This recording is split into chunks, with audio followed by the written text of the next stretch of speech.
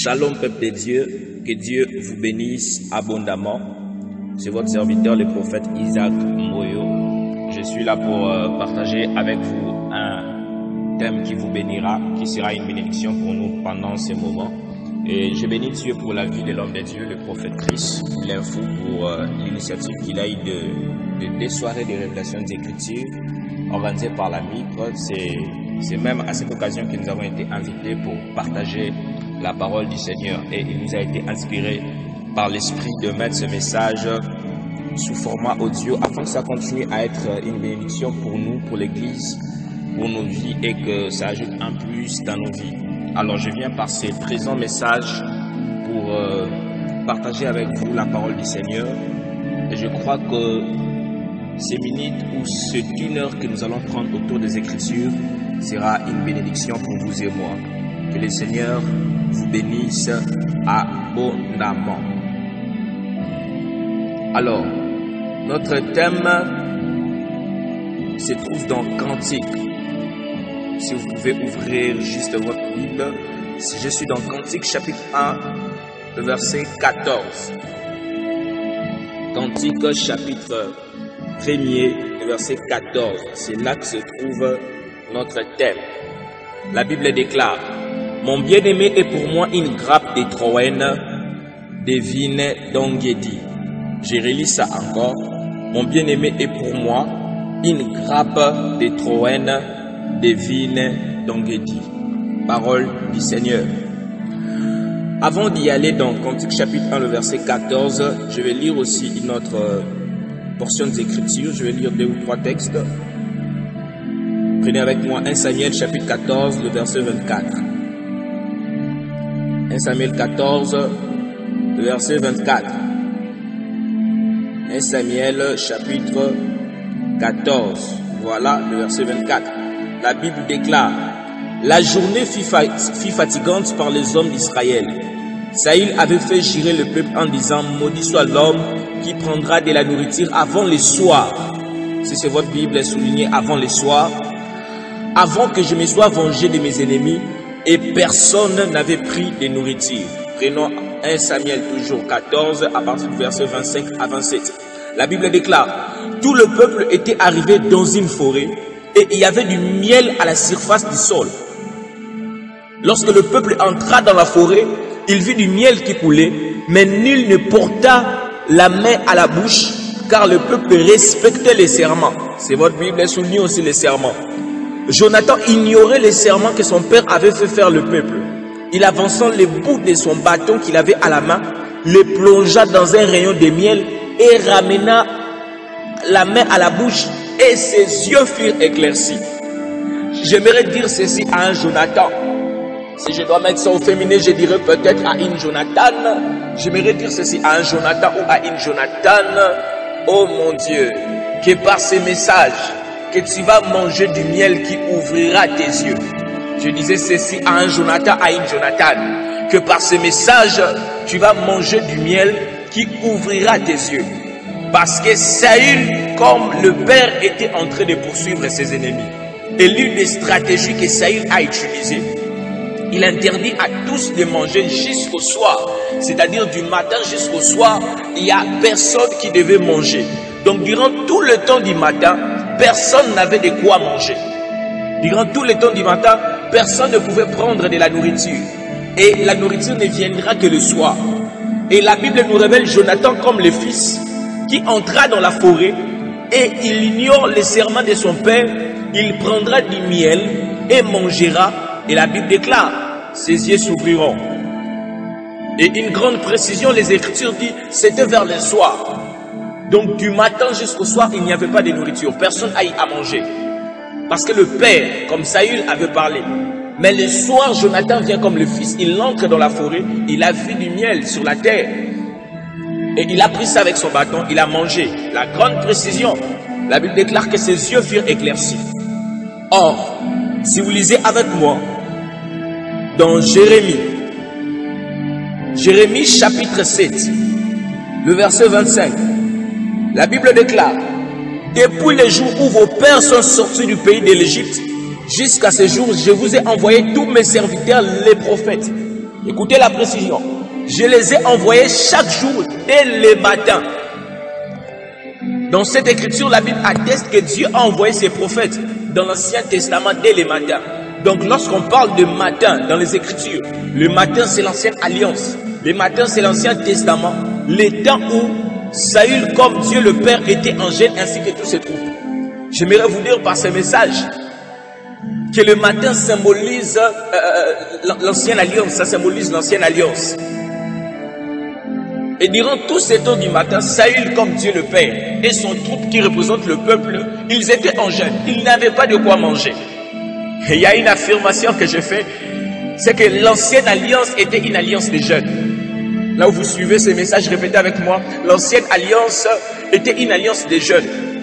C'est-à-dire les hommes étaient en jeûne dans l'ancienne alliance. Les hommes n'avaient pas de quoi manger. C'est ça l'ancienne alliance, c'était une alliance de jeûne. Dans l'ancienne alliance, Dieu comme Saül était méchant. Dieu comme Saül était méchant. Il avait la nourriture et il privait son équipe de manger cette nourriture. C'est-à-dire qu'il n'avait même pas de quoi manger. Et remarquez, Jonathan vient le soir comme Christ et il voit le miel dans la forêt. La forêt ici c'est le monde. Parce que Jean 3,16 dit car Dieu a tant aimé le monde qu'il a donné son fils unique. Et la grande précision, c'était au sol. Et il a pris ça avec son bâton. J'aimerais dire à quelqu'un, si les matins c'est la loi, c'est que le soir c'est la grâce. Si les matins c'est l'ancienne alliance, c'est que le soir c'est la nouvelle alliance. Et l'une des choses qui caractérise les temps de la grâce, c'est le miel que nous avons grâce au bâton de Jonathan, afin que nos yeux puissent être éclaircis. Je disais, l'une des choses qui caractérise les temps de la grâce, la nouvelle alliance, c'est le miel que nous avons grâce au bâton de Jonathan, afin que nos yeux puissent s'ouvrir, afin que nos yeux puissent être éclaircis. Or, il y a une chose. La chose c'est que selon les principes de Samson, c'est-à-dire selon l'histoire de Samson, pour avoir le miel, un lion doit mourir. Si Jonathan a vu le miel sur la terre dans cette forêt, ce qui revient à dire qu'il y avait un lion qui était déjà mort. Si Jonathan a eu le miel, c'est qu'un lion était mort. Et dans Apocalypse chapitre 5, le verset 5, la Bible a dit une chose de très forte. J'aime les Écritures. Apocalypse 5, 5. Et l'un des vieillards me dit, ne pleure point, voici le lion de la tribu de Juda, le rejeton de David, a vaincu pour ouvrir les livres et ses 7 sceaux. Le lion, c'est Jésus, le lion de la tribu de Juda, qui était mort à la croix afin de nous donner le miel qui est la révélation de la parole. Et lorsque le miel vient, ça vient pour ouvrir les yeux de Jonathan. Or, l'homme a des yeux. Le désir de Jonathan, c'est Ésaïe chapitre 8, le verset 20. C'est-à-dire à la loi, au témoignage. Si on ne parle pas ainsi, le peuple ne verra point l'aurore. Oh mon Dieu. Et dans la suite, Maï de Gloria, j'aimerais dire à quelqu'un par ce message qu'il y a de miel que Dieu est en train d'appliquer à tes yeux spirituels afin que tu commences à voir clairement à la loi, au témoignage. À chaque fois que tu seras devant les Écritures, à chaque fois que tu seras devant la parole de Dieu, je viens t'annoncer qu'il y a, oh mon Dieu, Mandele Gloria, qu'il y a du miel qui sont appliqués à tes yeux. Et tu commenceras à voir clair dans la parole de Dieu. Je dis, tu commenceras à voir clair dans les Écritures. Tu commenceras à capter clairement les pensées du ciel. Et dans la suite, on a voulu tuer Jonathan. Vouloir tuer Jonathan, c'est la mort de Jésus. Mais le peuple a refusé cela. Quand on veut tuer Jonathan, c'était déjà une intention. Là, c'est Jonathan qui est déjà mort. Et quand le peuple refuse cela, c'est la résurrection. Il y a tellement de choses à dire là-dessus. Parce que si je dois aller encore loin, Jonathan qui mange le miel devient les gens qui mangent le petit livre qu'il reçoit de la main de l'ange. Parce que quand il reçoit ce petit livre et qu'il mange, la Bible dit cela fit tout comme du miel. Apocalypse chapitre 10, le verset 9. La Bible déclare, et j'allais vers l'ange en lui disant de me donner le petit livre. Et il me dit, prends-le et avale-le. Il sera amer à tes entrailles, mais dans ta bouche, il sera doux comme du miel. Oh, il y a tellement beaucoup de choses à dire. Alors, permettez-moi, durant ces moments où nous sommes en train de parler de ce thème, permettez-moi de parler comme un Jonathan qui a les yeux ouverts, puisque j'ai déjà mangé le miel. Permettez-moi donc d'aller à la loi, au témoignage. Permettez-moi donc de parler des Écritures. Parce que par la grâce de Dieu, l'Esprit m'a donné une révélation par rapport à ces thèmes. Et je disais, notre thème, c'est dans Cantique chapitre 1, le verset 14. Et notre thème, c'est « Mon bien-aimé est une grappe de Troène, des vignes d'Engedi ». Donc le bien-aimé de l'épouse ici, c'est une grappe de Troène qui se trouve parmi les vignes d'Engedi. Alors si beaucoup du temps s'est donné, nous allons parler sur 5 choses. Nous allons parler sur 5 choses. La première des choses, nous allons parler sur le bien-aimé. La deuxième des choses, nous allons parler sur la grappe. La troisième des choses, nous allons parler sur la grappe des Troènes. Quand on dit grappe des Troènes, dans notre version, on traduit cela par la grappe d'aîné. La quatrième des choses, nous allons parler sur les vignes. Et la dernière des choses, nous allons parler sur Engedi. J'aimerais dire une chose. Quand nous lisons Cantique des Cantiques, c'est un livre qui raconte l'histoire d'un homme avec sa femme. Ça raconte l'histoire de Salomon avec la Sulamite, l'histoire d'un bien-aimé avec sa bien-aimée. Et je donne un conseil. Ne lisez pas Cantique des Cantiques pour avoir des poèmes afin de draguer le jeune sœur. Là, c'est pour le frère. Donc, c'est un livre où vous ne devez pas lire ça pour avoir des poèmes afin de mal les utiliser. C'est un livre extraordinaire qui cache beaucoup de mystères. Je dis et je répète, Cantique des Cantiques, c'est un livre extraordinaire qui cache beaucoup de mystères. Et j'aime les côtés mystères de ce livre. Parce que le bien-aimé qui parle ici, c'est Salomon. Il est en train de parler de Salomon et déjà dans la révélation, c'est Jésus-Christ dans l'ombre. Salomon, c'est Jésus dans l'ombre. Et la Sulamite, c'est l'église dans l'ombre. Et cette Sulamite, qui décrit son bien-aimé, c'est-à-dire son amour, est en train de les qualifier à une grappe de Troène, des vignes d'Engedi. J'aimerais dire par ce message, chaque épouse, ou lorsque tu deviens très intime de l'époux, tu dois avoir une révélation particulière sur lui. Pas une révélation collective, mais plutôt une révélation particulière. C'est pourquoi si vous lisez la parole de Dieu, vous allez remarquer Jésus un jour, il pose la question à ses disciples, il dit, les autres disent, je suis ceci, je suis Élie, je suis Jérémie, et vous, que dites-vous que je suis?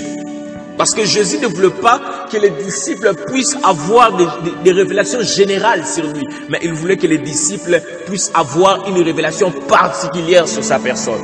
Et je viens pour te dire que le temps est arrivé où Dieu veut que tu puisses sortir des révélations générales, mais que tu puisses avoir une révélation très particulière sur sa personne. Avoir la révélation particulière de Dieu. Qui est Jésus pour toi? Dans quelle dimension tu l'as découvert particulièrement? De quelle manière tu as saisi une pensée claire sur la personne de Christ? Tu peux juste répondre dans ton cœur. Si tu ne l'as pas encore découvert particulièrement, c'est le temps de le faire. Je dis, c'est le temps de le faire. Le temps est arrivé où tu dois découvrir Dieu de manière particulière, de manière individuelle, avoir une révélation particulière et une révélation individuelle de Dieu. Pour bien les comprendre, il faut commencer par définir c'est quoi une grappe. Et on va parler aussi c'est quoi une grappe de Troène. On parle d'abord de la grappe à part et nous allons parler de la grappe de Troène. Allons-y. Une grappe, c'est un assemblage de fleurs, de fruits ou de grains portés sur une même tige, chaque élément étant pédicié. Donc une grappe, c'est une tige d'un arbre portant de fleurs ou de fruits. Et la grande précision que la Bible fait, la Bible dit, c'est une grappe de Troène. Donc ce n'est pas n'importe quelle tige d'un arbre, mais c'est au contraire la tige de l'arbre appelé Troène. Et lorsqu'on parle de Troène, dans notre version, on traduit cela par aîné. Donc c'est une grappe d'aîné. Celui qui dit la grappe d'aîné ou la grappe de Troène, ils sont en train de dire la même chose. Et étant donc une tige d'arbre de Troène ou d'aîné, cela se trouve dans les vignes d'Engedi. Or, la Troène, aussi appelée aîné, est un arbuste portant une fleur blanche et odorifiante. Et une autre précision que j'aime sur ça, c'est que cet arbre de Troène est aussi caractérisé par une couleur rouge qui sert aux femmes d'Asie et d'Afrique pour se colorer les ongles et les cheveux. Retenez juste avec moi la couleur blanche ainsi que la couleur rouge. Donc lorsqu'on parle sur la grappe des Troènes ou sur la grappe d'aîné, cela est un arbuste qui est caractérisé par des couleurs qui sont la couleur blanche et la couleur rouge. Retenez ça, j'en reviendrai vers la fin. Et sa teinture rouge permet aux femmes de colorer les ongles et les cheveux. Ici aussi, je vais en revenir s'il y a encore un petit temps. Donc la grappe de Troène, par sa couleur blanche, permet aux femmes d'avoir une coloration assez particulière. Je répète, donc la grappe de Troène, par sa couleur blanche, permet aux femmes d'avoir une coloration assez particulière. Donc la grappe de Troène, par sa couleur, permet aux femmes d'avoir une coloration assez particulière. Et regardez ce qui se passe à la suite.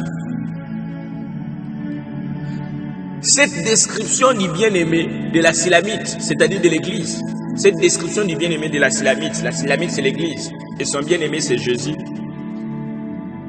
sera encore vu plus tard dans le même livre, précisément dans cette écriture, Cantique chapitre 5, le verset 10. Regardez cette écriture avec moi. La Bible déclare, mon bien-aimé est blanc et vermeil. Mon bien-aimé est blanc et vermeil. Il se distingue entre 10 000. La Silamite est en train de dire que son bien-aimé est blanc et vermeil. Or, le vermeil désigne quelque chose qui a une couleur rouge. Quelque chose qui a du rouge. Donc, le bien-aimé de la Silamite est caractérisé par la couleur blanche et la couleur rouge. C'est ça la grappe des Troènes. Donc, lorsqu'elle dit « mon bien-aimé est blanc et vermeil », cela veut dire que mon bien-aimé est blanc et rouge. Et par la définition que je viens de donner sur la grappe des Troènes, c'est un arbuste qui est caractérisé par deux couleurs. C'est la couleur blanche et c'est la couleur rouge. Et écoutez cette précision.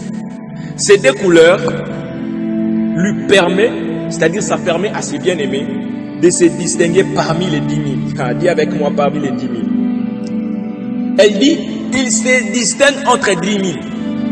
Donc ce sont les deux couleurs que le bien-aimé a qui lui permet de se distinguer entre les 10 000. Donc sur son parcours, la Sulamite a eu à rencontrer 10 000. Mais c'est son bien-aimé qui est Jésus, qui a su se distinguer à cause de ces deux couleurs. Ah, j'ai envie de parler sur ces 10 000. Dis avec moi 10 000, dis avec moi 10 000 là où tu es. J'ai envie de parler sur les 10 000. Dis encore 10 000, dis ça très fort, j'avance. Ces 10 000, c'est Moïse. C'est Moïse qui n'a pas pu se distinguer car il lui manquait ces deux couleurs. Je répète, ces 10 000, c'est Moïse qui n'a pas pu se distinguer car il lui manquait ces deux couleurs. Pourquoi je dis ça? Parce que dans Psaume chapitre 84, le verset 10, écoutez, la Bible déclare, dans notre version c'est 84, 11, vaut mieux un jour dans tes parvis que 1000 ailleurs. Selon ce psaume, 1 veut dire 1000, 2 veut dire 2000, 3 veut dire 3000, 4 veut dire 4000, 5 veut dire 5000, 6 veut dire 6000, 7 veut dire 7000, 8 veut dire 8000, 9 veut dire 9000, donc 10 veut dire 10 000. Et dans le psaume 84, 10, lorsqu'on parle sur 10 000, les 10 000 en réalité nous renvoient qu'à 10. Et vous allez remarquer dans les Écritures, c'est Moïse qui a pour chiffre numérique 10. Pourquoi? Parce que Moïse, il avait amené la loi. Et la loi avait les 10 commandements. Dans l'ancienne alliance, Moïse étant ces 10 000, il n'a pas pu se distinguer car il lui manquait la couleur blanche comme étant la sainteté. C'est-à-dire la loi que Moïse avait amenée n'a pas pu amener le peuple dans la sainteté, mais plutôt la loi a amené la connaissance du péché. Il a manqué à Moïse la couleur blanche parce que la loi qu'il a amenée n'a pas amené le peuple dans la sainteté. Mais au contraire, la loi que Moïse a amenée le peuple dans la connaissance du péché. Romains chapitre 3, le verset 20. La Bible déclare, car nul ne sera justifié devant lui par les œuvres de la loi, puisque c'est par la loi que vient la connaissance du péché. Et Moïse manquait aussi la couleur rouge. Parce que Moïse n'était pas mort à la croix.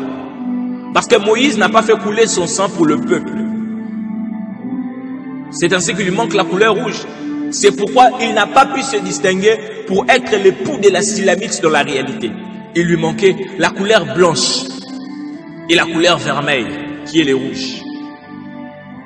C'est pourquoi si vous lisez les évangiles, vous allez remarquer Jean-Baptiste dire, celui qui vient après moi est plus grand que moi, et je ne suis pas dit de délier la courroie de ses souliers.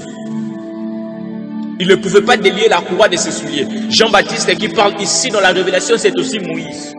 Si Jean-Baptiste ne peut pas délier la courroie de ses souliers, cela veut dire que celui qui vient après lui, c'est-à-dire Jésus, était celui qui devait porter les souliers. Or, si vous lisez dans le livre des rites, vous allez remarquer que porter les souliers, c'était la personne qui avait les droits du rachat. Oui, porter les souliers, je répète, selon le livre des rites, c'était pour une personne qui avait les droits du rachat. Rite chapitre 4, le verset 7. Autrefois en Israël, pour valider une affaire quelconque relative à un rachat, voilà, ou à un échange, l'un ôtait son soulier et le donnait à l'autre. Cela servait de témoignage en Israël. Le verset 8. Celui qui avait les droits des rachats dit donc à Boaz, acquet pour ton compte, et il ôta son soulier. Celui qui avait les droits des rachats, on devait lui donner les souliers. Celui qui n'avait pas devait ôter ses souliers afin de donner celui qui avait les droits des rachats. C'est pourquoi vous allez remarquer dans les buissons ardents, lorsque Dieu se révèle à Moïse, il lui a dit, la terre sur laquelle tu te tiens est une terre sainte, ôte tes souliers. C'était pour dire autrement à Moïse, quand il lui dit, la terre sur laquelle tu te tiens est une terre sainte. C'est-à-dire Moïse, il manque déjà la couleur blanche qui renvoie à la sainteté. Et quand il lui dit, ôte tes souliers, cela veut dire que Moïse n'avait pas les droits du rachat. Cela veut dire que Moïse n'a pas pu sauver le peuple. Cela veut dire que Moïse n'a pas pu mourir à la croix afin de sauver le peuple. Là, il lui manque la couleur rouge. Et lorsque Jean-Baptiste, comme Moïse, il parle, il dit, celui qui vient après moi, je ne peux pas délier la courroie de ses souliers. C'est pour dire justement que celui qui vient après moi mérite de rester avec ses souliers à ses pieds. Oh, je dis à quelqu'un que Jésus à la mort, à la croix est mort avec ses souliers. Je répète, Christ à la croix est mort avec ses souliers. Mourir avec les souliers veut tout simplement dire qu'il est mort avec les droits du rachat. Il avait les droits du rachat et à la croix, il nous a rachetés par sa mort expiatoire. Je parle d'un Jésus qui t'a racheté à la croix. Je dis, je parle d'un Jésus qui t'a racheté à la croix. Je parle d'un Jésus qui t'a racheté à la croix. Oh mon Dieu. Oh God. Si Moïse représente les 10 000, c'est que Jésus vient comme les 10 001. Jésus vient comme les 10 001, c'est-à-dire il vient comme les 11e. Car ces 10 000 ne sont que 10, en qui l'on retrouve les deux couleurs. Donc Jésus, il vient comme les 11e. Moïse, c'est le 10e et Jésus, c'est le 11e. La Bible dit de lui, lui qui n'a point commis de péché.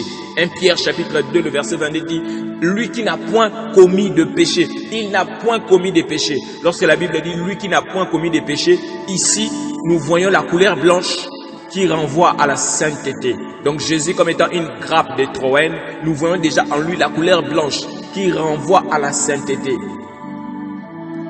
1 Pierre chapitre 2, le verset 22, la Bible déclare, lui qui n'a point commis de péché et dans la bouche duquel il ne s'est point trouvé de fraude. Oh mon Dieu. Ici déjà, lorsqu'on voit qu'il n'a point commis de péché, nous voyons la couleur blanche. Et la couleur blanche, j'ai dit, ça renvoie à la sainteté.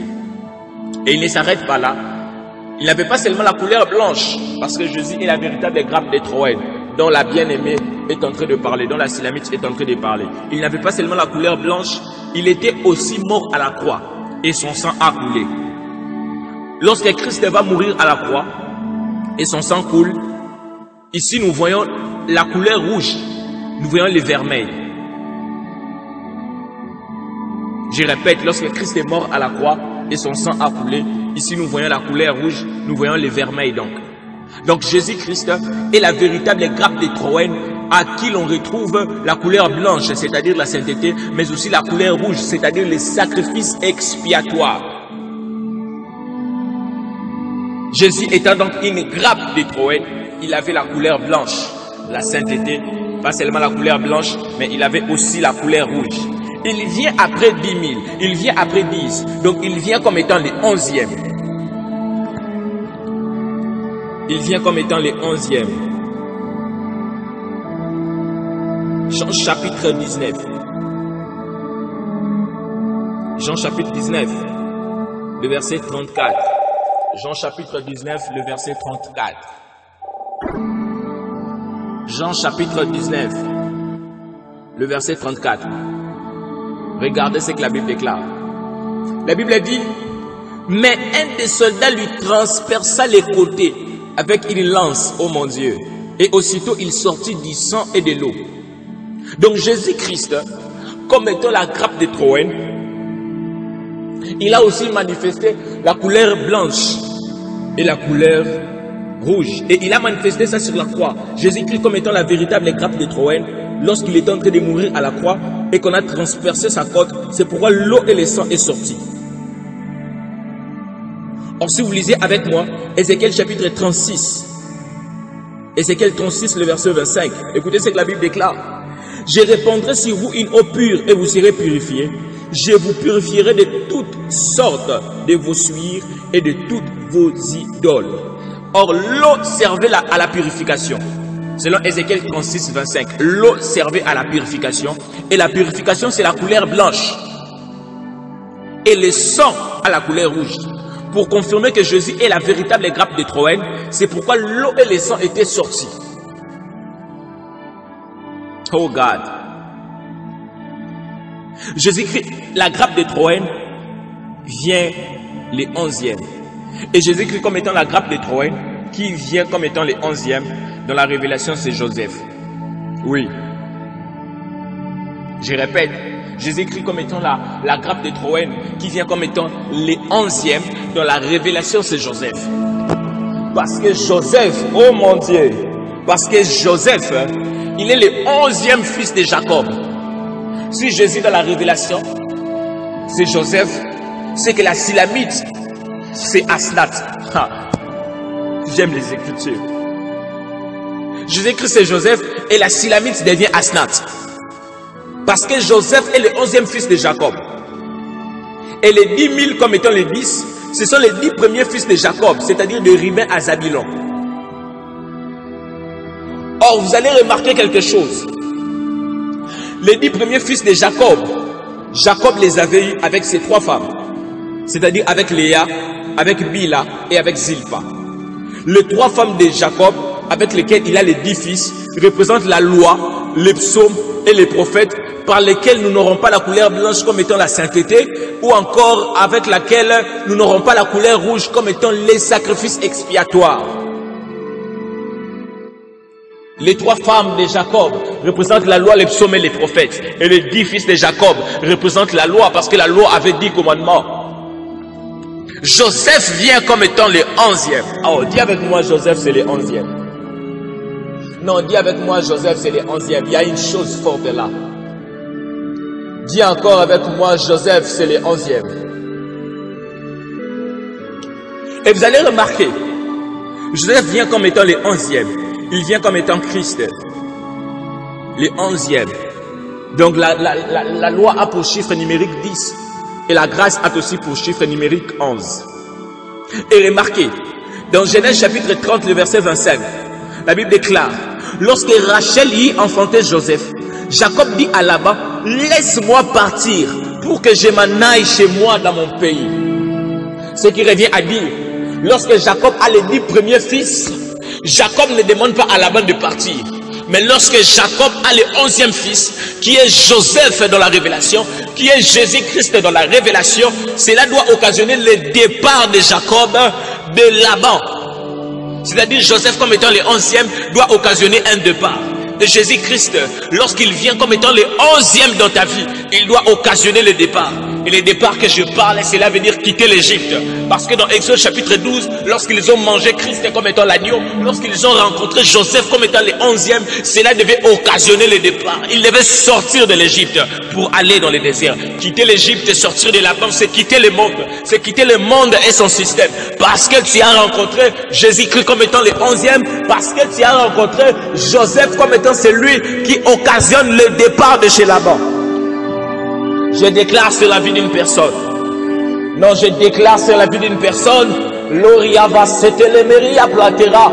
Parce que tu as rencontré Christ le 11e, je déclare qu'un départ soit constaté. J'étais en train d'annoncer, là où ta vie était statique, là où ta vie ne bougeait pas, là où ta vie était stagnante, tu ne faisais pas de un pas en avant, je déclare et j'annonce, parce que tu as rencontré Jésus-Christ le 11e, c'est lui qui occasionne le départ, que quelque chose soit constaté, qu'un mouvement puisse se passer, qu'il n'y pleure, des valicars de la plorias. Imandelebo chata, ombraï de gaït. Là où ta vie était stagnante financièrement, à cause de Jésus. Je dis à cause de Jésus. Je parle de Jésus. Là où ta vie était stagnante dans les finances, à cause de Jésus, qu'un départ soit constaté. Que tous les esprits qui bloquaient ta vie d'avancer, à cause de Jésus, un départ soit constaté. Je disais là où ta vie était captive dans le péché, là où tu n'arrivais pas à avancer, à cause de Jésus, que tu quittes cela. Qu'un départ soit constaté. Oh mambre saketelas. Noriabasate. Donc Joseph, comme le 11e, je sens une forte onction. Je sens une onction de départ. Et Dieu me dit, il y a plusieurs qui entrent dans une saison nouvelle à cause de l'11e qui est Joseph. Jésus-Christ dans la révélation. Joseph comme 11e, c'est Jésus-Christ. Et il vient par Rachel. Or, Rachel, comme étant la 4e femme, donne naissance à 2 fils. Il donne naissance à Joseph le 11e.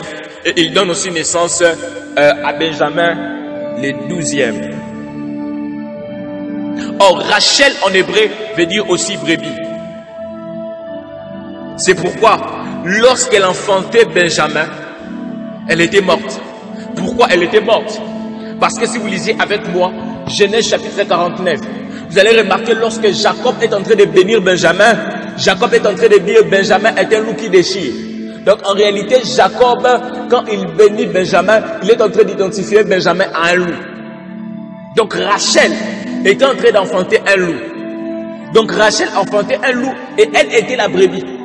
C'est pourquoi Benjamin, comme étant la loup, comme étant un loup, aille à dévorer Rachel comme étant la brebis. Et elle est morte. Ah, je déclare que tu deviens Benjamin spirituellement. Je disais, je déclare que tu deviens Benjamin spirituellement. Toute personne qui empêche ta naissance, tu deviens le loup et tu commences à les dévorer. Parce que Rachel comme une brebis, c'est Jésus. Ici, les mouvements changent. Rachel comme une brebis, c'est Jésus. Parce que Isaïe dit qu'on l'amenait comme une brebis muette à la boucherie. Jésus-Christ était aussi une brebis muette. Rachel comme une brebis, c'est Jésus. Parce que lorsqu'il l'a enfanté à la croix, il devait mourir. Oui. Dans la révélation, le Jésus qui est crucifié à la croix, c'est Rachel. Oui, c'est Rachel. Et l'eau et les sangs qui sortent, c'est aussi Joseph et Benjamin qui sortent de Rachel, comme étant Jésus. Là, j'ai changé les mouvements. Et Joseph, c'est le royaume. Et Benjamin, c'est tout ce que nous avons sur terre à cause du royaume. C'est ça, Matthieu chapitre 6, le verset 33. Écoutez, cherchez premièrement le royaume, là c'est Joseph, et la justice de Dieu. Et toutes ces choses vous seront données par-dessus. Donc Joseph, c'est le royaume. Et Benjamin, c'est les bénédictions. C'est toutes ces choses que nous avons à cause du royaume. Je suis en train d'annoncer, de déclarer à une personne que parce que tu as Christ dans ta vie, tu as le royaume qui est Joseph, qu'au-delà de ce royaume, que Dieu t'ajoute aussi Benjamin. C'était ça ma déclaration. Le temps est arrivé où tu ne dois pas seulement avoir le royaume qui est Joseph, mais le temps est arrivé où au-delà de ces royaumes, Dieu t'ajoute aussi Benjamin. Parce que quand Joseph est né, son père a dit quelque chose, ses parents ont dit quelque chose, que l'Éternel ajoute encore. Lorsque Joseph vient, il doit amener.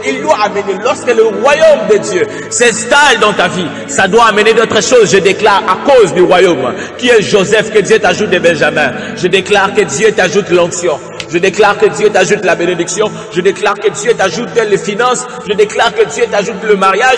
Je déclare que Dieu t'ajoute les enfants. Je déclare que Dieu t'ajoute les mariages. Que Dieu t'ajoute le voyage. Que Dieu t'ajoute toutes ces choses qui peuvent venir dans ta vie à cause du royaume qui est Joseph.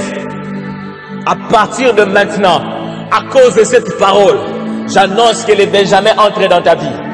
Je disais, j'annonce que Benjamin entre dans ta vie. Je disais, j'annonce que Bella Plori de la vie des races. Tu n'auras pas seulement le royaume, mais tu commences à voir les choses que le royaume amène. Je répète et je dis, tu n'auras pas seulement le royaume, mais tu commences à voir les choses que le royaume amène dans la vie. J'ai mes plori avancé et les choses que le royaume amène dans la vie d'un enfant de Dieu, c'est aussi la percée. C'est aussi la gloire, c'est aussi le succès, c'est aussi toutes ces choses. Et je déclare comme prophète que la saison prophétique de Benjamin vient de sonner. L'Omeria Basata, la saison où Dieu t'ajoute au-delà de ce que tu as. Plériavar de Marité. J'explique ta jante bleue. J'explique ta jante du ciel. Mandele Boshata. Et je disais que le bien-aimé ici dans la révélation c'est Joseph. Et puisque dans la révélation c'est Joseph, donc nous devons constater aussi dans sa vie ces deux couleurs. Et déjà, Joseph avait une couleur blanche. Oui, Joseph avait la couleur blanche. Genèse chapitre 37, le verset 2. La Bible déclare, voici la postérité de Jacob. Joseph, âgé de 17 ans, faisait paître les troupeaux avec ses frères. Cet enfant était auprès des fils de Bila et de Zilpa. Aïe, c'est prophétique. Parfois, dit-on, on ne peut pas toucher ça. Parce que Joseph, comme étant le 11e, était en train de grandir entre les fils de Bila et de Zilpa. C'est très prophétique. Femme de son père. Écoutez la suite. Joseph rapportait à leur père leurs mauvais propos. Les frères de Joseph étaient en train de dire de mauvais propos. Et le fait que Joseph est en train de rapporter ses mauvais propos à son père, cela veut dire que Joseph n'était pas dans leurs mauvais propos. Rencontrer des mauvais propos, c'est ça le péché. Ses frères vivaient dans le péché, qui représente les mauvais propos, et lui, il s'abstenait de ces mauvais propos. C'est ça la sainteté, c'est ça la couleur blanche. Étant une grappe de Troène, on a vu déjà dans Joseph la couleur blanche. Et pour affirmer qu'il était la véritable grappe de Troène, lorsqu'on a menti sur sa mort, j'aime les Écritures. La Bible dit dans Genèse chapitre 37, le verset 31, qu'on a pris sa tunique et ils ont trempé ça dans le sang. Là, Joseph, comme étant la grappe de Troène, a eu la couleur rouge. Il a eu la couleur rouge parce qu'on a trempé sa tunique dans le sang et sa tunique a eu la couleur rouge. Oui. Et je vous dis déjà que lorsqu'on parle sur Engedi, je vais en revenir, que Engedi, lorsqu'on a partagé les territoires, Engedi c'était les territoires de Juda, selon le livre de Josué. Donc lorsqu'on parle d'Engedi, on voit Juda. Or lorsqu'on voit Juda, on voit la royauté. Parce que la Bible dit dans Genèse 49, lorsque Jacob bénit Juda, il dit le spectre ne s'éloignera pas de Juda. Juda, on voit la royauté. Donc Joseph, comme étant une grappe de Troène, c'est pourquoi en Égypte, il devait être rapproché de la royauté. La Bible dira qu'il deviendra gouverneur en Égypte. Pourquoi? Parce qu'il était une grappe de Troène. J'ai dit à quelqu'un, si tu es une grappe de Troène, la royauté est ton partage. Oui, la royauté est ton partage. Parce que dans Apocalypse chapitre 4, le verset 2, nous allons remarquer que dans le ciel, il y avait aussi une grappe de trône. La Bible déclare, à partir du verset 2, « Aussitôt je fus ravi en esprit, et voici, il y avait un trône dans le ciel, et sur ce trône, quelqu'un était assis. Celui qui était assis avait l'aspect d'une pierre de jaspe et de sardoine. » Si c'est votre Bible, soulignez ça. Et le trône était environné d'un arc-en-ciel, semblable à de l'émeraude.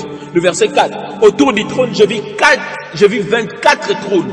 Et sur ces 24 trônes, 24 vieillards assis, revêtis de vêtements blancs, et sur leurs têtes des couronnes d'or. Joseph comme une grappe de trône. C'est l'homme d'Apocalypse chapitre 4, le verset 1 à 4 que nous venons de lire. La Bible dit quelqu'un était assis, on n'a pas donné son nom. Ah, je viens par ce message pour vous donner le nom de cette personne qui était assise. Cette personne dans la révélation, c'est Joseph. Pourquoi? Parce que Dieu est saint. Dieu est saint, nous le savons. Là, c'est la couleur blanche. Et dans Joseph aussi, nous avons vu la couleur blanche parce qu'il s'abstenait de mauvais propos qui représentent le péché de ses frères. Et la Bible dit qu'il était environné, le trône était environné d'un arc-en-ciel. Le trône qui est environné d'un arc-en-ciel, cet homme qui est environné d'un arc-en-ciel dans la révélation, c'est Joseph. Et cet arc-en-ciel représente la tunique de Joseph qui avait plusieurs couleurs. Oh my God! Je dis cet arc-en-ciel représente la tunique de Joseph qui avait plusieurs couleurs. Et remarquez, la Bible dit que cet arc-en-ciel était semblable à de l'émeraude. Oui, c'était semblable à de l'émeraude. Donc il y a un temps où l'arc-en-ciel a plusieurs couleurs. Et il y a aussi un temps où cet arc-en-ciel ne sort qu'une seule couleur, qui est la couleur de l'émeraude, la pierre de l'émeraude. Or, lorsqu'on parle sur l'émeraude, l'émeraude c'est une pierre qui est caractérisée par la couleur verte. Oui, l'émeraude est une pierre qui est caractérisée par la couleur verte. Et la couleur verte renvoie à la terre. Pourquoi je dis que la couleur verte renvoie à la terre? Parce que c'est sur la terre qu'on trouve les herbes vertes. Les herbes qui ont une couleur verte se trouvent sur la terre. Et la couleur verte ici est égale au rouge. Pourquoi? Parce que c'était sur la terre que la tunique de Joseph sera trempée dans le sang du bouc pour que la tunique qui avait plusieurs couleurs puisse revêtir une seule couleur. Donc lorsque cet arc-en-ciel devient semblable à de l'émeraude, là nous voyons la tunique de Joseph qui avait plusieurs couleurs, qui sur la terre, ses frères vont prendre cela, ils vont tremper ça dans le sang du bouc afin que ça puisse avoir une seule couleur. Joseph est la véritable grappe de trône. Joseph est la grappe de trône que nous venons dans Apocalypse chapitre 4, verset 1 à 4. Ah, j'aime les Écritures. Et dans une autre révélation, dis avec moi, avance prophète là où tu es. Je sens qu'il y a à dire là. Dis avec moi, avance prophète là où tu es. Oh, Plari Avacete. Ah, j'avais dit que nous avons déjà eu le miel. Donc permettez-nous à voir avec nos deux yeux. Cet homme d'Apocalypse 4, 1 à 4, c'est aussi Jacob. Pourquoi je dis c'est Jacob? La Bible dit qu'au verset 3, celui qui était assis avait l'aspect d'une pierre de jaspe. Soulignez jaspe. Oh, j'aime jaspe. Mais pas seulement l'aspect d'une pierre de jaspe. La Bible dit, celui qui était assis avait l'aspect d'une pierre de jaspe et de sardoine. Dis avec moi jaspe. Dis avec moi jaspe là où tu es. Dis avec moi sardoine. Répète encore jaspe. Répète encore sardoine. Donc celui qui est assis sur le trône, il a des aspects. Or, si vous lisez avec moi les deux aspects, j'ai dit c'est la pierre de jaspe et la pierre de sardoine. Si vous lisez avec moi, Exode chapitre 28, le verset 17. Ou si vous lisez encore Exode chapitre 39, le verset 10. Vous allez remarquer que sur le pectoral d'un souverain sacrificateur, la pierre avait une représentation d'une tribu. Et la pierre de sardoine, dans Exode 28, ou dans Exode 39 que je viens de donner, ça représente Ribin. Parce que c'était la première pierre qu'on avait placée au pectoral du souverain sacrificateur. La pierre de sardoine renvoie à Ribin. La pierre de sardoine représente Ribin. Et la pierre de jaspe représente Benjamin. C'était la dernière pierre. Ça représente Benjamin sur le pectoral du souverain sacrificateur. Donc cet homme qui était assis sur le trône avait l'aspect de Benjamin et de Ribin. Oh my God! Parce que la Bible dit qu'il avait l'aspect d'une pierre de jaspe et de sardoine. Or la pierre de jaspe c'est Benjamin. Et sardoine c'est Ribin. Cela veut dire que celui qui était assis sur le trône avait l'aspect de Benjamin et de Ribin. Ha! Si celui qui est assis sur le trône, oh mon Dieu, waouh, avait l'aspect de Benjamin et de Ribin, donc cet homme c'est leur père Jacob. Oui, c'est leur père Jacob. Et l'arc-en-ciel qui environne le trône, qui a plusieurs couleurs, ça représente les autres fils de Jacob. Et la grande précision que j'aime, la Bible dit que cet homme était environné de 4 êtres vivants. Dans les Écritures, l'homme représente aussi la femme. Parce que si vous lisez avec moi Galates quelque part, dans le livre de Galates, vous allez remarquer que Paul est en train de faire une comparaison. Il dit, je porte encore des douleurs d'enfantement jusqu'à ce que Christ soit formé en vous. Oui. Dans Galates chapitre 4, le verset 19, il dit, mes enfants pour qui j'éprouve de nouveau les douleurs d'enfantement jusqu'à ce que Christ soit formé en vous. Donc vous remarquez que c'est la femme qui éprouve les douleurs d'enfantement, c'est la femme qui enfante. Selon cette écriture, la femme est aussi comparée à l'homme, l'homme est aussi comparé à la femme. Et vous remarquez qu'autour du trône, autour de Jacob, la Bible dit qu'il y avait 4 êtres vivants. Les 4 êtres vivants, ce sont aussi les 4 femmes, les 4 femmes de Jacob par lesquelles il aura ses 12 fils. Et ces 12 fils, c'est ça, Mandele Floride Baïtiga. L'arc-en-ciel qui avait plusieurs couleurs. Et ça représente jaspe et sardoine, c'est-à-dire Benjamin et Ribin. Et ces 4 êtres vivants, c'est Léa, c'est Rachel, c'est Bila et c'est Zilpa. Et regardez, la Bible dit, il avait l'aspect d'une pierre de jaspe et de sardoine. C'est-à-dire, il avait l'aspect de Benjamin et de Ribin. Or, Benjamin était le dernier. Oui. Benjamin était le dernier. Et Ribin était le premier. Mais lorsque la Bible présente cet homme, la Bible dit, il a l'aspect d'une pierre de jaspe. On commence par Benjamin et on finit par sardoine. C'est Ribin. Lorsque la Bible dit qu'il avait l'aspect d'une pierre de jaspe et de sardoine, on met Benjamin devant et on met Ribin derrière, alors que c'est Ribin qui était le premier et c'était Benjamin qui était le dernier. C'est pour accomplir cette écriture où la Bible dit que les premiers seront les derniers et les derniers seront les premiers. Les premiers qui seront les derniers, membres Saka, c'est Ribin comme étant la pierre de sardoine qu'on va mettre à la dernière position. Et les derniers qui seront les premiers, c'est Benjamin comme étant la pierre de jaspe qu'on va mettre à la première position. Je viens annoncer à quelqu'un que tous les ennemis de ta vie qui étaient les premiers dans ta vie, que Dieu les place à la dernière position. Non, j'étais en train de t'annoncer que tous les ennemis de ta vie qui avaient la première position, Dieu le place à la dernière position. Et là où toi tu étais le dernier, là où tu étais la dernière, à cause de Jésus, tu prends la première position. Oh Mandelebosa, je déclare, ça c'est une saison où les ordres sont renversés. Je déclare, c'est une saison où les ordres sont renversés. Là où tu étais censé être le dernier, là où tu étais censé être la dernière, à cause de Jésus. Dis avec moi là où tu es, l'ordre vient d'être renversé. Non, dis avec moi fort, l'ordre vient d'être renversé. Dis ça fort, l'ordre vient d'être renversé. Pendant que tu le dis, Dieu est en train de te prendre à la dernière position et il te place à la première position et il prend ce qui t'empêchait d'accéder à la première position. Il les ramène à la dernière position. L'eriavasate les plériatas. L'iploria déventaire de la vie de Dieu. Je sens une onction de renversement de l'ordre.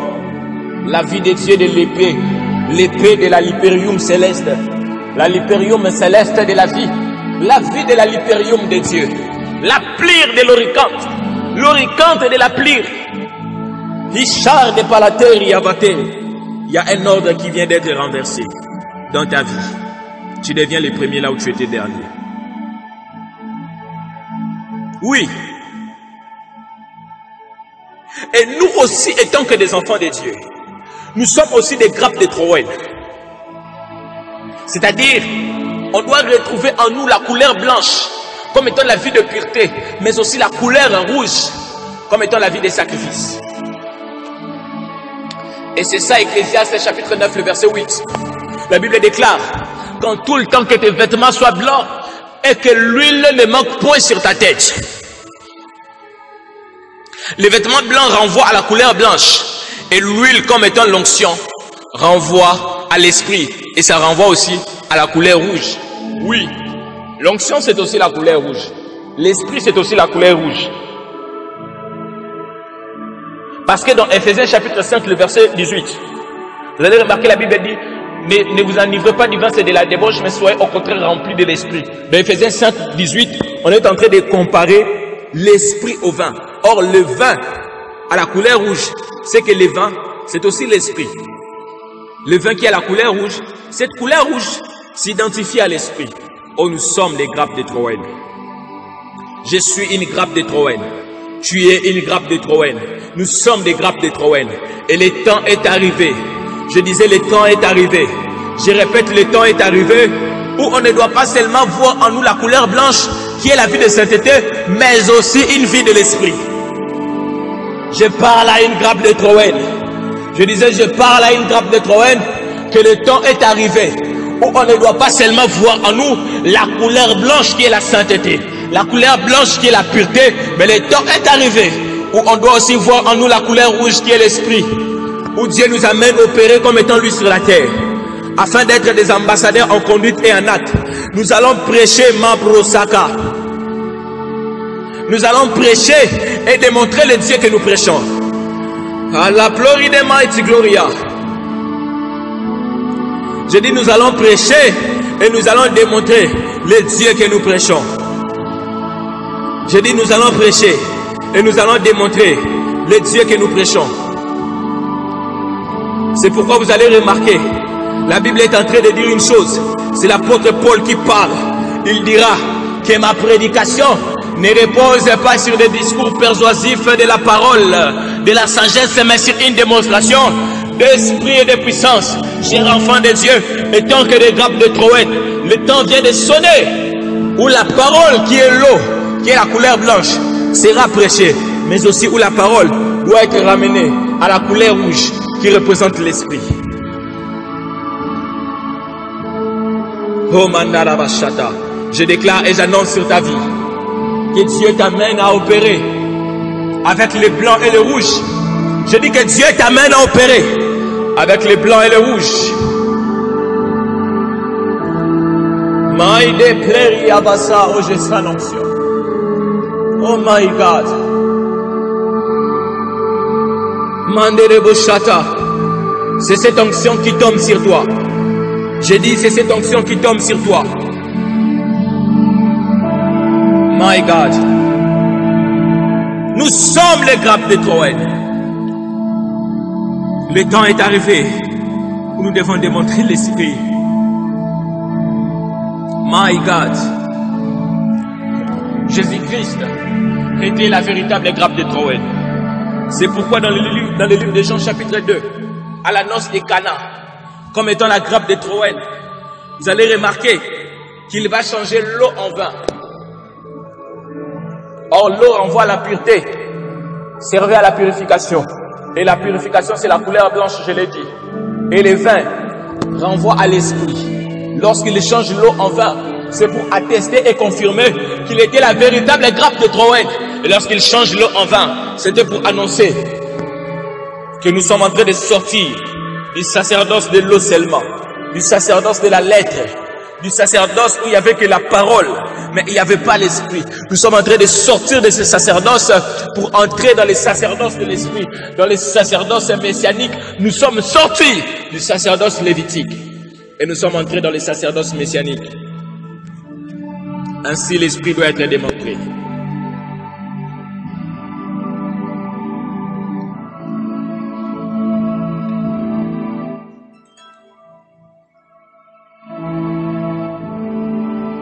Et si vous lisez avec moi Josué, Josué chapitre 15, le verset 62 à 63. Vous allez remarquer lorsqu'on a fait le partage des terres, je dis ça, l'écriture est là. En-Guédi était un territoire qui sera donné à Juda. C'est pourquoi dans Genèse chapitre 49, le verset 12, on dit que Juda a les yeux rouges.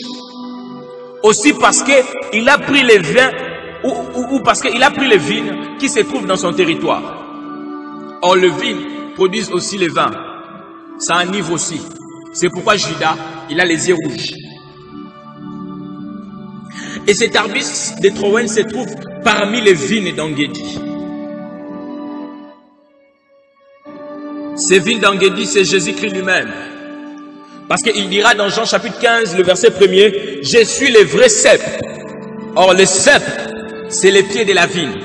Si Jésus est les pieds de la vigne, c'est parce qu'il devait marcher sur terre. La vigne dans son entièreté représente les pères. La Trowen est un arbuste qui croît dans les zones les plus chaudes. Et ces zones-là, c'est en-Guédi. C'est-à-dire là où il y a le soleil en abondance. C'est là que la Trowen grandit. Malachie chapitre 4, le verset 2. La Bible déclare, « Mais pour vous qui craignez mon nom, s'élèvera le soleil de justice. » Waouh! Et la guérison reposera, sera sur ses ailes. Vous sortirez et vous sauterez comme les veaux d'une étable. Le Père, c'est le soleil. Le Père, c'est le soleil.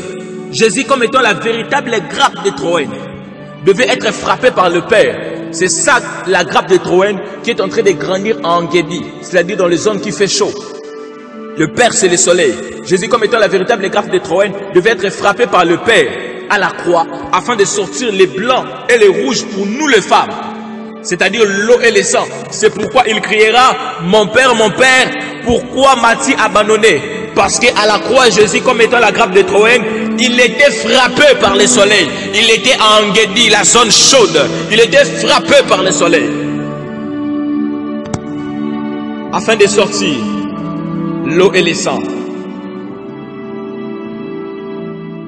C'est grâce au soleil, c'est-à-dire le Père qui frappe le Fils à la croix, que nous avons pu avoir ces deux choses.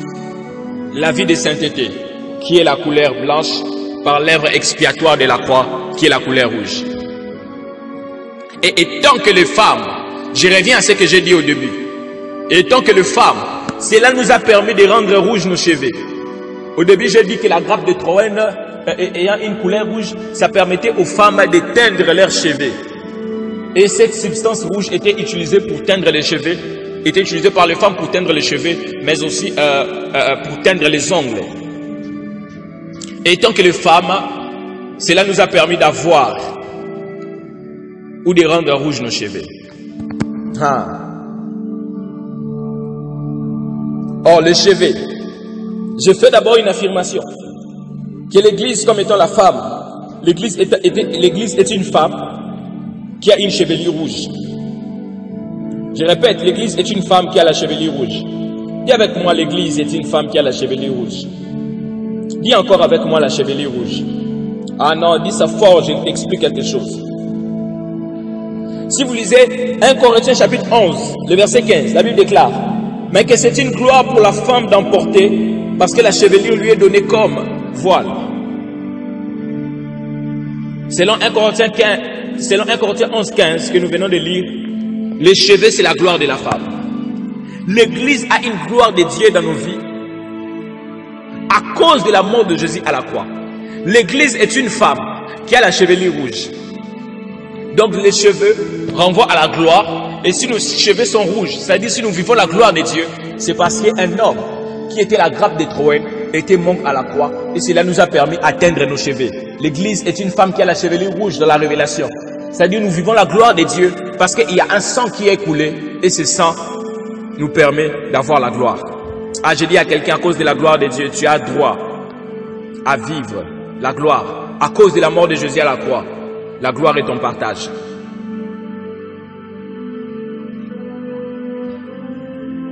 Dans les Écritures, oh Mandelebo Shata, dans les Écritures, vous verrez la Bible parler sur la chevelure blanche, avec les êtres spirituels, les 4 êtres vivants, les 24 vieillards précisément. Vous voyez aussi la Bible parler sur l'ancien des jours de Daniel qui avait une chevelure blanche. Dans les Écritures, nous avons la chevelure blanche, nous avons aussi la chevelure noire qui renvoie aux hommes que nous sommes. Mais nous avons aussi la chevelure rouge. Dis avec moi encore la chevelure rouge. L'église est une femme qui a une chevelure rouge. Il y a une écriture qui va confirmer ça très clairement. Je suis dans Cantique chapitre 5, Cantique chapitre 7, le verset 5. Dans d'autres versions, c'est le verset 6. La Bible dit, ta tête est élevée comme les carmels, et les cheveux de ta tête sont comme la pourpre. Un roi est enchaîné par des boucles. Ici, c'est Salomon qui décrit la Sulamite. Et il dit que les cheveux de sa tête sont comme la pourpre. Dans ce verset, l'église comme la Sulamite a une chevelure du pourpre. Or, le pourpre renvoie à la couleur rouge. Cette couleur rouge provient du fait que la grappe de Troène qui est Jésus est mort à la croix et nous avons reçu son sang afin de teindre nos cheveux comme étant ses femmes. Oh, j'ai dit à quelqu'un, à cause de la mort de Jésus à la croix, les chevelures sont devenues rouges. Je répète et je dis, à cause de la mort de Jésus à la croix, tes cheveux sont devenus rouges. À cause de la mort de Jésus à la croix, tu as droit à vivre la gloire de Dieu. Je déclare déjà que la gloire de Dieu vient sur ta vie. Parce que l'église est une femme qui a les chevelures rouges. Cette église est une femme qui vit la gloire de Dieu parce qu'un sang avait coulé. Et les ongles qui sont teints par la couleur rouge, ça renvoie à nos pieds. Or, l'ongle renvoie aux pieds. C'est-à-dire notre marche doit être différente. Notre marche doit être caractérisée par une vie de sacrifice. Parce que nous sommes des grappes de Troène. Apocalypse chapitre 1, le verset 6. La Bible dit que Dieu a fait de nous un royaume des sacrificateurs, des sacrificateurs, des sacrificateurs. Or, lorsqu'on parle d'un sacrificateur, il n'y a pas de sacrificateur sans sacerdoce. Il n'y a pas aussi de sacrificateur sans sacrifice. Si Dieu a fait de nous un royaume des sacrificateurs, c'est-à-dire notre marche terrestre doit être caractérisée par les sacrifices. Jésus-Christ est la véritable grappe de Troène. Nous sommes les grappes de Troène. Ayons donc la couleur blanche, mais aussi la couleur rouge. Le temps est arrivé où nous devons avoir la parole, qui est la couleur blanche, qui est l'eau, mais aussi où nous devons avoir l'esprit. Nous ne devons pas seulement avoir beaucoup d'esprit, beaucoup l'onction, beaucoup le prophétique, la voyance, les dons spirituels et guérisons. Nous devons aussi avoir la parole. Mais nous ne devons pas aussi seulement avoir la parole, mais nous devons aussi avoir l'esprit. Le temps est arrivé.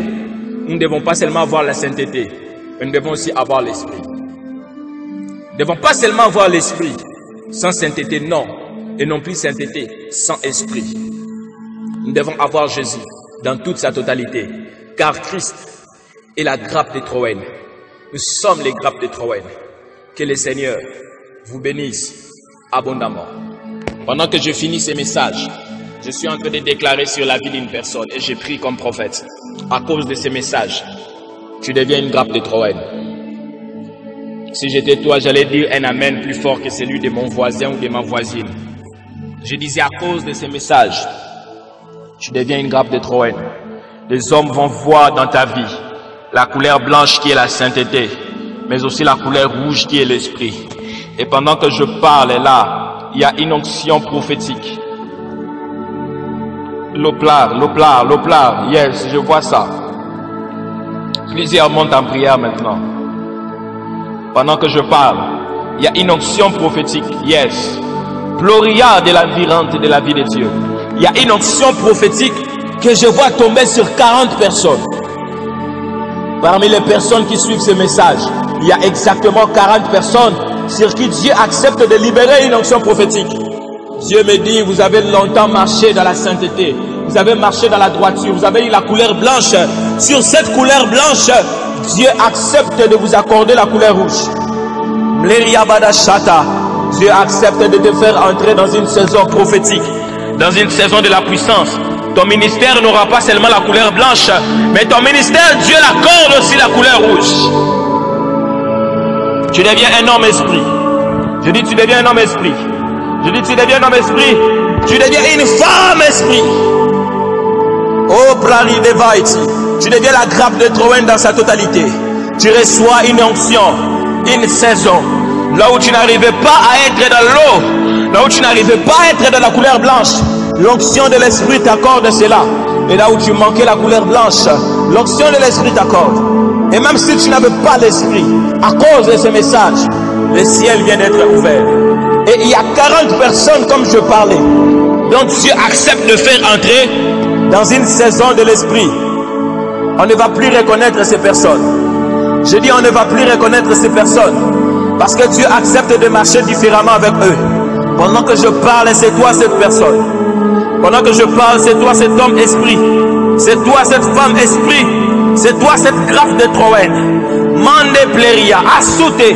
J'ai qui la mère de la vie de Dieu. Loviria debo chandelebosa. C'est toi cette grappe de Troen. Reçois la saison de l'esprit. Reçois la grappe de Troen. Loria bachata devient une grappe de Troen totale et parfaite. Après ce message, il y a plusieurs personnes qui entrent en retraite. Parce que Dieu veut les amener dans des dimensions extraordinaires de l'esprit. Il y a plusieurs personnes qui montent dans des dimensions extraordinaires. Parce que Dieu les amène dans de nouvelles dimensions de l'esprit. Que le Seigneur te bénisse. Que le Seigneur vous bénisse. Je vous déclare des grappes de Troen. Une génération de Joël, chapitre 2. Une génération de l'esprit. Va en retraite si Dieu te pousse à aller en retraite. Mets-toi en prière si Dieu te dit d'entrer en prière maintenant.